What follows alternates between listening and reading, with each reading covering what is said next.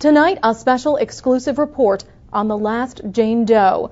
The Sarasota County Sheriff's Office has spent 3 years trying to solve a mystery, and now they're looking for your help to find answers.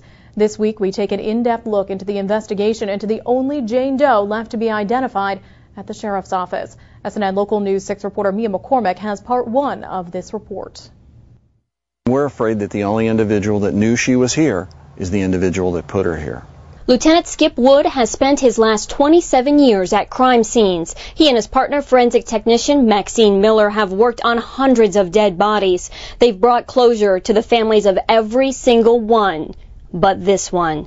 She's the last Jane Doe on record at the Sarasota County Sheriff's Office, the only one whose identity remains a mystery. And that's what haunts Lieutenant Wood.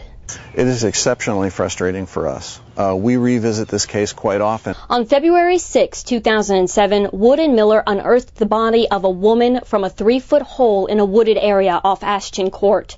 The pocket of woods is bordered by industrial buildings on all sides. They had to fight raccoons off the spot when they arrived, and the body was already partially decomposed.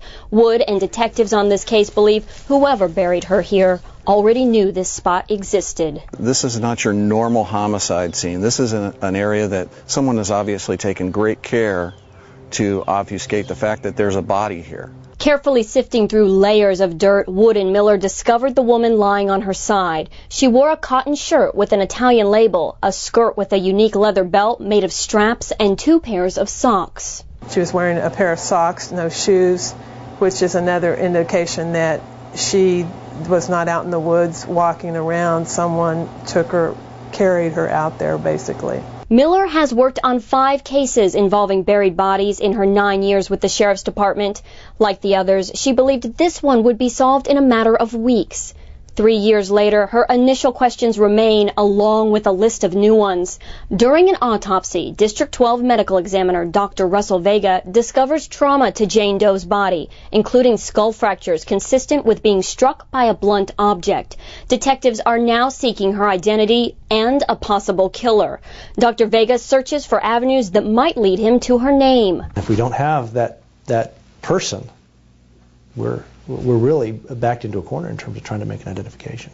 Her x-rays are more promising. Dr. Vega finds breast implants and extensive dental work. He notes it's obvious this woman was well taken care of.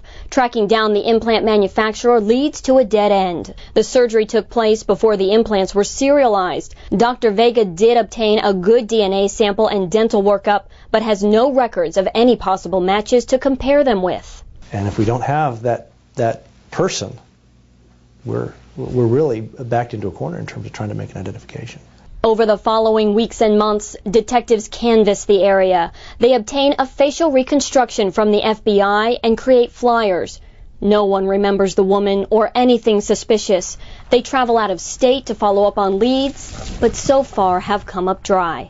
Even after 3 years, this team refuses to give up. I think that we will eventually find out who she is. I do believe that. For now, Jane Doe waits in a drawer, in a room where the temperature is always freezing. She spent the last 3 years inside these stainless steel walls, waiting for someone to figure out who she is and how she died.